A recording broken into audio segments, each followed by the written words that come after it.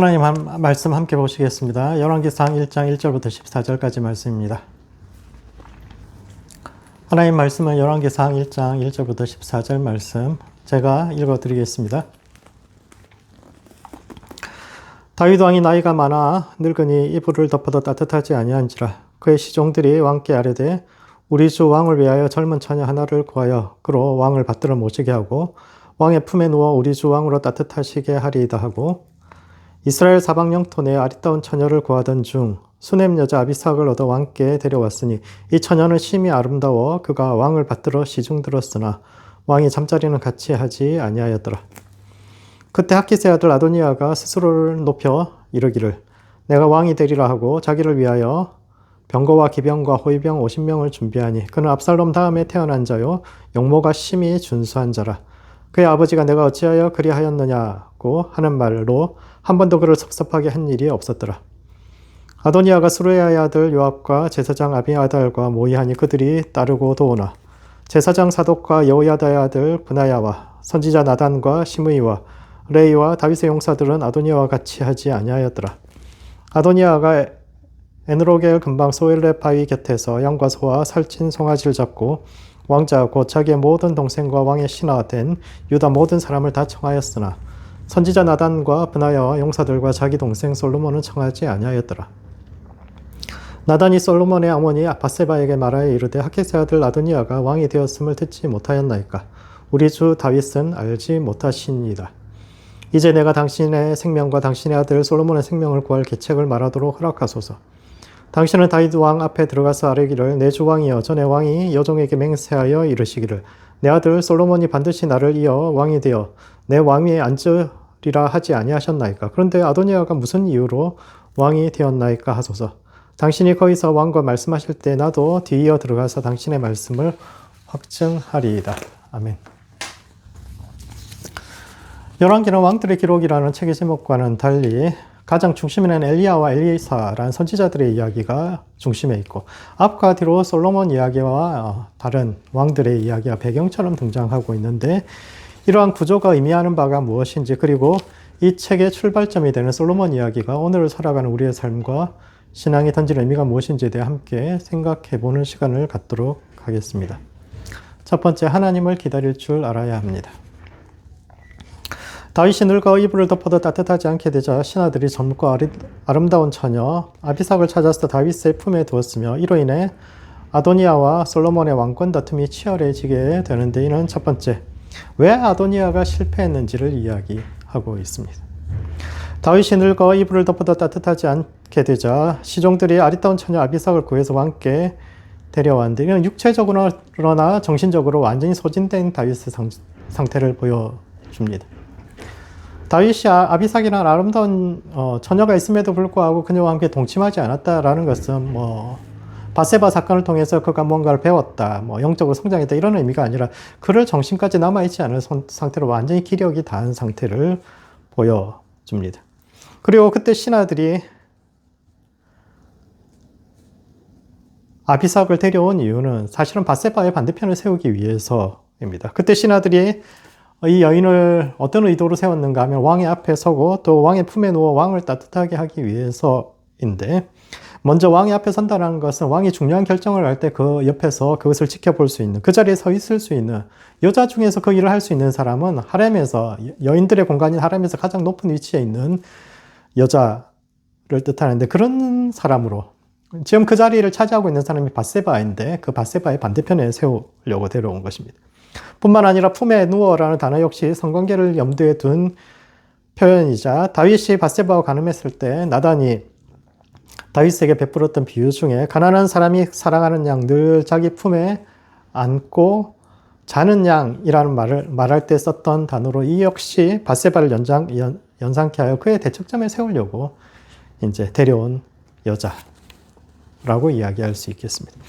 그런 점에서 신하들이 아비삭을 데려온 이유는 다분히 정치적인 것이요 자기 왕권과 연관되어 있으며, 다윗의 넷째 아들 아도니아와 10번째 아들 솔로몬 사이에 왕권 다툼이 치열해지고 있음을 보여줍니다. 그 신하들도 전부 다 이제 두 사람은 자기 왕권을 두고 이제 다툰 두 사람 뒤에 이제 줄을 서기 시작하죠. 제사장이 두 명인데 그 중에 아비아달은 아도니아 편에 서고 사독은 솔로몬 편에 섭니다. 군부에서는 군대 장관 요압이 아도니아 편에 서고 다윗의 직속 부대를 이끄는 브나야는 솔로몬 편에 섰으며 아비삭은 본인의 의지와는 상관없이 밧세바의 반대편에 서게 되죠. 결과적으로 다윗이 후계를 결정할 때 그 앞에 다윗 앞에 서 있었던 여자는 밧세바가 되고 아비삭은 자기 의도와는 상관없이 이제 패배한 사람이 되게 됩니다. 이와 같이 다윗이 힘을 잃고 조금씩 침대에 누워 있는 동안 그의 나라에 조금씩 위기가 닥쳐 왔는데 정통성 측면에 있어서는 아도니아가 우위에 있습니다. 아도니아는 넷째 아들이지만 그 위로 형이 셋 모두 다 죽습니다. 따라서 살아남아 있는 아들들 중에서는 아도니아가 제일 서열이 높죠. 제일 큰 형이고 따라서 이 사람에게 사람들이 전부 다 자기 왕위가 갈 것이라고 생각을 했습니다. 그가 베풀었던 잔치에 솔로몬을 제외한 모든 형제들이 다 참석했다라는 것으로 봐 다들 그가 다윗의 뒤를 이어 왕이 될 것이라고 생각했지만 성경의 평가는 다른데 열왕기에 대한 기록된 그에 대한 묘사는 압살롬 다음에 태어난 자요 용모가 뛰어난 자, 준수한 자인데 사람을 역량이나 지혜 또는 그의 성품이 아닌 용모로 평가한다는 것은 별로 좋은 의미가 아닙니다. 뿐만 아니라 그는 압살롬처럼 왕이 되기도 전에 병거와 말을 준비하고 호위병 50명을 막 데리고 다니면서 어디를 가든지 사람들한테 둘러싸여가지고 호위병들한테 경호원들한테 둘러싸여가지고 막 이런 것 자체가 성경이 굉장히 별로 좋아하지 않을 뿐 아니라 근본적으로 아도니아는 이스라엘의 왕이 걸어야 할 길이 무엇인지를 전혀 이해하지 못하고 있습니다. 일련의 사태에 대한 보고를 들었던 다윗이 측근들에게 했던 명령이 솔로몬을 데리고 가서 기온 강가로 내려갔다가 거기서 기름 부음을 받은 후에 다시 데리고 올라오라 라는 것인데 이것은 왕이 되는 길은 내려갔다가 올라오는 길이다 이런 의미를 가지고 있습니다. 사람들은 왕이 되는 길이 지도자가 되고 힘을 가지고 높이 올라가고 사람들 사이에 우뚝 서고 이런 것을 왕의 길이라고 생각할지 모르지만 진짜 왕의 길이라는 것은 백성들을 위해서 낮은 곳으로 내려가는 길이고 사람을 높이고 낮추는 것은 오직 하나님께 달려 있는 것인데 아도니아가 그것을 이해하지 못했다는 겁니다. 아도니아는 많은 사람들 사이에서 박수 쳐주고 우쭐대고 많은 사람들이 자기를 따르고 높이 올라가고 이런 것을 왕의 길이라고 그는 근본적으로 그 하나님 백성의 왕이 가야 할 길에 대해 전혀 이해하지 못했기 때문에 아도니아는 왕이 될 수 없었다라는 것이 이제 1장 초반부에서 이야기하는 것이고 두 번째 이 이야기는 왜 솔로몬이 실패했는지에 대해서도 이야기하고 있습니다. 그래서 솔로몬이 다윗의 뒤를 이어서 왕이 되고 훗날 성군이 되었지만 그럼에도 불구하고 이 이야기는 솔로몬이 왕이 되는 과정이 그렇게 석연치 않았다 라고 이야기하고 있는데 왜냐하면 그가 하나님을 기다리지 못했기 때문입니다. 솔로몬의 왕위 개성은 선지자 나단으로부터 시작되고 그가 밧세바에게 했던 말은 모두 다 과장과 왜곡이 섞여 있는 이야기입니다. 어느 날 나단이 밧세바를 찾아와서 했던 말이 핫깃의 아들 아도니아가 왕이 되지 않았습니까? 라고 이야기하는데 여기서 핫깃을 언급하는 핫깃은 이제 다윗의 또 다른 부인 중에 한 사람인데 이것은 자기 왕위 경쟁이 아도니아와 솔로몬 사이의 경쟁일 뿐만 아니라 당신 밧세바와 핫깃 사이에 누가 태후의 자리를 차지하는가 그 경쟁이다라는 그런 의미이기도 하고 또 이때 나단이 전달한 말이 아도니아가 왕이 되었다는 것을 알지 못합니까? 라고 이야기하는데 이것은 명백한 과장의 왜곡입니다. 아도니아는 자신을 지지하는 사람들을 모아놓고 앞으로 내가 왕이 될 것이다. 미래 시제로 이렇게 이야기를 합니다. 아버지 이제 돌아가실 날 얼마 남지 않았으니까 아버지 돌아가시면 자기 왕권이 나한테 오게 될 것이다. 나는 당연히 왕이 될 것이다. 미래 시제로 이야기를 했는데 나단은 그 말을 현재 시제로 인용해서 이미 아도니아가 자신이 왕이라고 선포했다고. 그래서 현 상황은 더 이상 차기 왕위를 둔 솔로몬과 아도니아 사이의 경쟁이 아니라 현재 왕인 다윗에 대해서 아도니아가 반역을 일으킨 상태라는 식으로 프레임을 바꿨고 이 보고를 받은 다윗이 즉각 행동하게 됩니다. 이전에 압살롬의 반역이 일어났을 때 그때도 징조를 이미 알고 있었어요, 다윗이. 그럼에도 불구하고, 그래도 아들인데 뭐, 그렇게까지 할까 하고, 초반기에 움직이지 못했기 때문에 반역이 굉장히 커지고, 결국은 뭐, 예루살렘을 버리고 도망가야 하는 지경까지 이뤘던 적이 있기 때문에, 이번에는 그런 보고가 들어오자마자 즉각적으로 대응했고, 결국은 이제 아도니아가 뭐 아무것도 못하고 결국 물러서게 됐지만, 이 모든 일이 사실은 나단의 나단의 잘못된 보고로부터 시작되었는데, 나단은 왜 그랬을까요? 역대상 22장 9절에서 10절에 따르면 다윗이 하나님께 성전을 지어드리겠다고 말씀드렸을 때 하나님께서 그에게 말씀하셨던 것이, 너는 손에 너무 피를 많이 묻혔기 때문에 너는 성전을 지을 수 없다. 그런데 너의 아들 솔로몬이 너 대신 그 성전을 지어줄 것이다. 이렇게 말씀하셨고, 이 말씀 속에는 다윗의 뒤를 이을 사람이 솔로몬이라는 것이 명백히 제시되어 있고, 아마도 이 말씀 자체를 나단이 알았을 거예요. 선지자니까. 아마 이 말씀을 전달한 사람도 나단이었을 거고, 그렇다면은 문제가 발생했을 때 다윗에게 달려들어가지고 하나님께서 당신에게 말씀하신 것이 이거 아닙니까? 지금 당신이 그 말씀을 지켜야 합니다. 라고 이야기하면 됐을 텐데, 이 이야기에서 나단은 그렇게 행동하지 않습니다. 그런 점에서 이 이야기에서 나오는 나단은 더 이상 젊은 날 왕의 면전에 뛰어들어가지고 왕이 잘못했다고, 당신이 어떻게 그럴 수 있냐고 막 그에게 따졌던 열혈 선지자의 모습이 아니라, 타인의 말을 왜곡해서 왕의 결정에 영향력을 미치는 굉장히 모사꾼 같은, 모략꾼 같은 그런 이미지로 그려지고 있는데, 이것은 솔로몬의 왕권이, 그의 왕권의 시작이 하나님의 때를 기다리지 못한 불신의 기초 위에서 시작되었음을 이야기하고 있으며, 그런 점에서 솔로몬은 다윗과 다릅니다. 다윗은 10대 중반에 기름 부음을 받았지만 30의 왕이 될 때까지 엄청나게 고통스러운 시간을 보냈죠. 광야를 도망다니고 뭐 살려고 미친 척도 하고 온갖 어려움을 겪으면서, 그 중간에 사울을 죽일 기회가 2번이나 있었음에도 불구하고 하나님께서 자신을 왕으로 세우실 때까지 기다렸는데, 왜냐하면 하나님의 뜻은 하나님의 때에 이루어진다라는 믿음이 있었기 때문입니다. 그러나 솔로몬은 그 하나님의 때에 대한, 뭐 그렇게 변명할 수도 있겠죠. 뭐 내가 한 거 아니야. 엄마하고 그리고 뭐 나단이 그렇게 해서 난 그것에 전혀 몰랐어. 그렇게 이야기할 수 있겠지만, 그럼에도 불구하고 그의 왕권 자체가 기다리지 못한, 솔로몬과 그 주변 사람들이 하나님의 때를 기다리지 못한, 그리고 성급하게 시작된 왕권이었다라는 것을 지적하고 있는데, 그러므로 하나님의 때를 기다릴 줄 알아야 합니다. 우리 삶을 향한 하나님의 때가 있습니다. 하나님은 우리 각자의 삶을 향한 계획을 가지고 계시고, 그분의 때에 모든 것이 협력하여 선을 이룰 테인데, 그 하나님의 때를 기다려 각자의 삶에서 주님이 주시는 부흥을 경험하는 모든 성도들 되시기 바랍니다. 두 번째, 참된 부흥의 사람이 되어야 합니다. 그리하여 솔로몬은 나단의 사실 왜곡에 근거하여 다윗 생전에 왕위를 물려받았는데, 이는 첫 번째, 이스라엘 죽음의 출발점이 됩니다.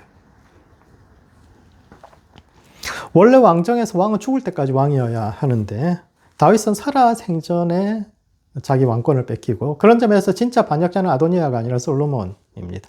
아버지 살아있을 때 그 권력을 가져왔다는, 왕위를 물려받았다는 것 자체가 왕정 체제에선 좋은 의미가 아니고,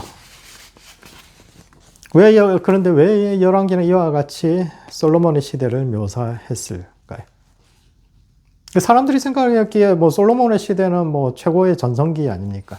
사람들이 우리가 만약 역사를 재현할 수 있다면, 우리가 다시 태어나서 살 수 있다면 다윗과 솔로몬의 시대를 살고 싶다. 늘 사람들이 그렇게 생각하고 있는데, 왜 솔로몬 시대를 이렇게 좀 애매하게 첫 시작부터 그렇게 묘사하고 있을까요? 그런 점에서 열왕기와 역대기가 솔로몬을 기록하는 방식이 조금 다릅니다. 구약에는 2가지 역사책이 있는데, 열왕기는 선지자적 관점에서 기록된 역사책이고, 역대기는 제사장적 관점에서 기록된 역사책입니다. 그리고 열왕기가 선지자적인 관점에서 기록된, 거기 역사서에서 최고의 이상적인 왕은 다윗이고, 역대기가 생각하는 최고의 모범적인 왕은 솔로몬입니다. 왜냐하면 역대기는 뭐 제사장적 관점에서 쓰여졌으니까 제사장들이 섬기는 그 성전을 지어 주었던 그 솔로몬이 가장 이상적인 왕인 반면에 열왕기는 선지자적인 관점에서 기록되었는데 선지자적인 관점이라는 것은 왜 이 나라가 망했는가라는 관점, 역사적인 관점을 뜻합니다. 열왕기의 저자는 예레미야이고 그는 나라가 망한 뒤에 왜 하나님의 백성이 망해야 했는가를 질문하기 시작합니다. 열왕기는 사무엘서 다음에 나오고 사무엘이 다윗에게서 끝나고 열왕기는 다윗의 마지막 순간부터 시작하기 때문에 사람들은 이 두 책 사이에 연속성이 있다. 한 사람이 썼을지 이렇게 생각할지 모르지만 사실 이 두 책은 완전히 다른 책입니다. 사무엘은 나단과 갓의 연대기를 바탕으로 쓰여졌기 때문에 다윗과 동시대 사람들이 쓴 기록이고 예레미야는 그로부터 한 400년 뒤에 사람입니다. 따라서 이 두 책을 쓴 저자들 자체가 400년의 연대 차이를 가지고 있는 인물들이고 주제에 있어서도 사무엘은 왕정을 옹호하는 반면 열왕기는 왕정의 실패를 다루고 있습니다. 그런 점에서 예레미야는 이스라엘의 실패의 시작을 솔로몬으로부터 시작하고 있습니다. 사람들은 막 솔로몬 시대를 이상적인 시대라고 이야기하는데 예레미야는 역사를 돌아봤을 때 우리가 실패한 그 출발점이 솔로몬이라고 이야기합니다. 우리는 하나님의 택한 백성이와 솔로몬이 지은 아름다운 성전에서 우리가 날마다 하나님께 정성을 다해서 제사를 드렸는데 그럼에도 불구하고 우리나라가 왜 이렇게 망했을까? 그 출발점이 솔로몬이라고 이야기합니다. 솔로몬 시대는 이스라엘 역사상 가장 성공적인 시대였지만 그럼에도 불구하고 이후 시대를 규정하는 우상 숭배와 하나님과 율법에 대한 배신 그리고 가난한 자들에 대한 압제가 모두 시작되는 시대라는 것이 이제 열왕기의 관점입니다. 그런 점에서 많은 사람들이 솔로몬의 시대를 부흥의 시대라고 여기고 그 시대로 돌아가는 것이 곧 부흥이라고 생각합니다. 솔로몬의 시대는 하나님께서 아브라함에게 말씀하신 내가 보는 모든 땅, 즉 이집트 경계선부터 저 큰 강 유브라데까지 있는 모든 땅, 하나님께서 우리 민족에게 주시기로 하셨던 그 약속의 땅을 온전히 차지하고 그 땅의 온전한 주인으로 살았던 몇 안 되는 시대 중에 하나요. 이스라엘이 누릴 수 있는 최고의 전성기였다고 생각하는데 예레미야는 오히려 그 시대에 이스라엘의 영적 죽음이 시작되었다고 보고 있으며 그런 점에서 참된 부흥이 어떤 것인지를 질문하고 있습니다.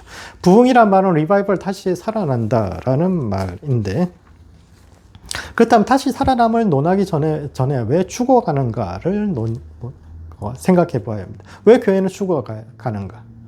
언제 교회는 죽음을 향해서 걸어가는가? 부흥이 필요한 상태로 왜 자꾸 교회는 부흥이 필요한 그런 상태로 죽음의 상태로 가고 있는가를 질문하는데 이런 것이 이제 예레미야가 역사서를 쓰게 되었던 문제의식이고 그 출발점이 그의 대답의 출발점이 바로 솔로몬의 시대고 사소한 사실 왜곡과 하나님의 때를 기다리지 못한 불신으로부터 교회의 죽음이 시작된다라는 것을 이야기합니다. 하나님께서 아브라함에게 자식을 주시겠다고 약속하셨지만 아브라함이 그것을 믿지 못하고 하갈을 통해서 이스마엘을 낳았던 것처럼 솔로몬과 주변 사람들 역시 하나님께서 솔로몬을 다윗에 이어서 왕으로 세우겠다는 그 약속이 있었지만 그럼에도 불구하고 그 때를 기다리지 못하고 자신들이 먼저 하나님의 뜻을 이루어 드리려고 했는데 과정이 어쨌든 그럼에도 불구하고 아도니아보다 솔로몬이 훨씬 뛰어난 인물이고 그가 되었기 때문에 결국 나라가 이렇게 부강하고 했으니 그것이 하나님의 뜻이었다라고 결과에 맞추어서 그 모든 잘못된 과정까지도 정당화시킬 때 그것이 이스라엘의 영적 죽음의 출발이다라고 이야기합니다. 두 번째, 그런 점에서 참된 부흥이 어떤 것인지를 재정의해야 합니다. 전통적으로 신앙이라는 것은 내세에 대한 기대와 하나님 앞에서 우리가 어떤 삶을 살아갈 것인가라는 어떤 개인적 수양에서부터 시작되지만 교회가 힘을 얻고 사람들이 어느 정도 모이고 세력을 형성하고 나면은 세상을 변화시키자라는 운동으로 변하게 되는데 오늘날 이런 운동의 이론적인 기반이 되는 것이 세븐 마인즈 몰더스와 나인 프론티어라는 개념들입니다. 세븐 마인즈 몰더스는 정치, 경제, 교육, 매스미디어와 과학기술과 같은 사람들의 가치에 영향을 미치는 7가지 영역을 의미하며 그리스도인들이 그 7가지 영역에 들어가서 사람들에게 영향력을 발휘하고 사람들의 가치관에 영향력을 미쳐야 한다. 라는 겁니다. 진짜 좋은 신앙인이라는 것은 뭐 교회 와서 열심히 기도하고 이런 것뿐만 아니라 자신이 처해 있는 어떤 경제계에서, 정치계에서, 교육계에서 각자의 자리에서 하나님의 어떤 사상과 가치관을 가르치는, 그리고 영향력을 줄 수 있는 자리에 가야 한다. 이런 개념이 이제 세븐 마인스 몰더스이고, 그 다음 나인 프론티어는 전통적인 선교의 대상들을 규정하는 개념입니다. 무슬림권, 힌두권, 불교권과 같은 타 종교 지역뿐만 아니라 공산권, 인구 100만 이상의 대도시, 25세 미만의 청소년들과 같이 복음의 접근법이 달라져야 하는 9가지의 영역을 의미하고, 이 모든 영역에 들어가서 우리가 하나님의 각자 어떤 영역에 들어가서 하나님의 영향력을 발휘할 것인가, 그렇게 해서 이 세상을 어떻게 변화시킬 것인가, 이런 관념을 이야기하고 있는데, 이 운동의 대표적인 성공 사례로 드는 것이 윌리엄 캐리라는 사람입니다. 근대 선교의 아버지라고도 불리는 윌리엄 캐리는 뭐 천재죠, 천재. 영국의 가난한 가정에 태어나서 구두수성공으로 뭐 공부도 못했던 사람인데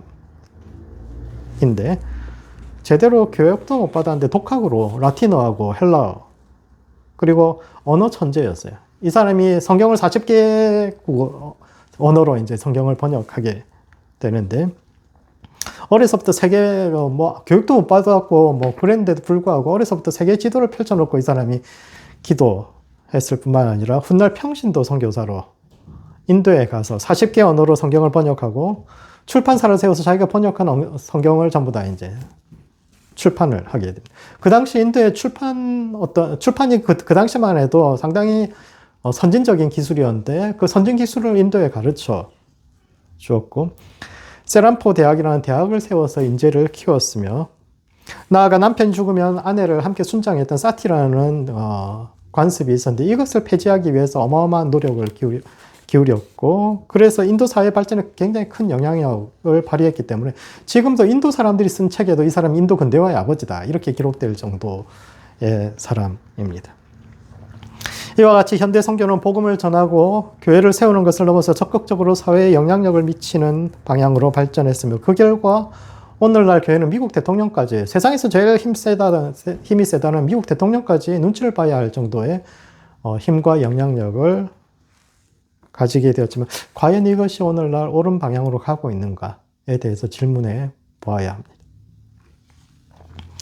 우리 신앙은 근본적으로, 우리 신앙은 히브리 신앙이라고 하잖아요. 강을 건너와서 남의 땅에서 이민자로 살면서 가난하고 소외된 삶을 살던 그런 사람들의 신앙.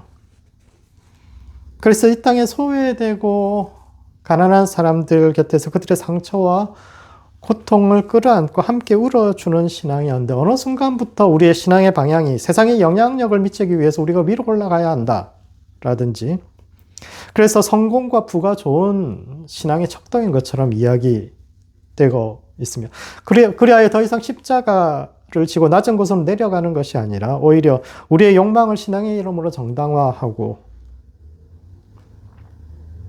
그리고 그리하여서 이 땅에 평화를 가져오기보다 오히려 갈등과 분열을 일으키는 그런 자리에 서 있지 않은가 돌아봐야 합니다. 뭐 그 방향이 완전히 틀렸다고 이야기할 수 없어요. 그러나 빛이 있으면 그림자가 있듯이 오늘날 우리가 추구하는 신앙의 방향이 무엇인지에 대해서 진지하게 생각해 보아야 합니다.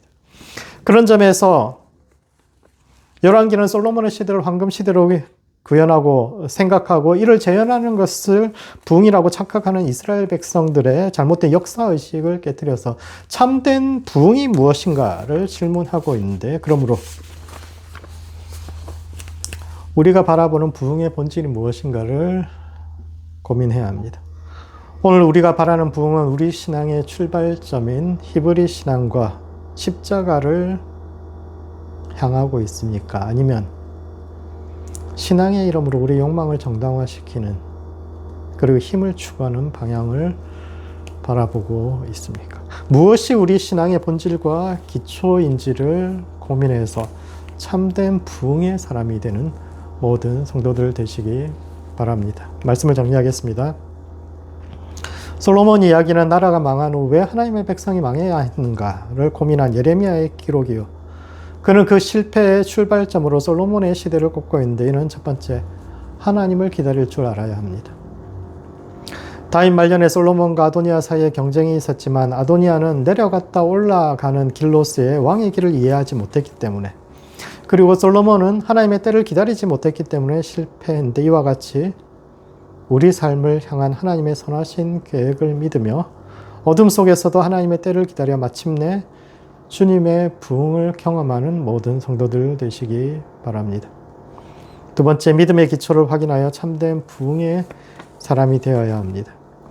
예레미야가 자신의 역사서를 솔로몬의 시대로부터 시작하는 이유는 모두가 이스라엘의 황금 시대라고 믿는 그 시대의 신화를 깨뜨려서 참된 부흥이 어떤 것인지를 이야기하기 위함인데, 힘과 성공을 추구하는 신앙에서 벗어나서 십자가를 지고 낮은 곳을 지향하는 우리 신앙의 본질을 회복하여 참된 부흥의 사람이 되는 모든 성도들 되시기 바랍니다. 기도하시겠습니다.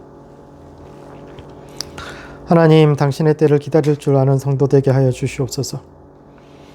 당신이 우리 삶을 향한 선한 계획을 가지고 있음을 믿습니다. 당신의 때의 모든 것이 협력하여 선을 이룰 줄 믿사오니 인생의 어둠 속에서도 포기하지 않고 믿음으로 그 때를 기다려 마침내 주의 부흥을 경험하는 성도 되게 하여 주시옵소서. 하나님, 부흥에 대한 바른 이해를 가진 성도와 교회 되게 하여 주시옵소서.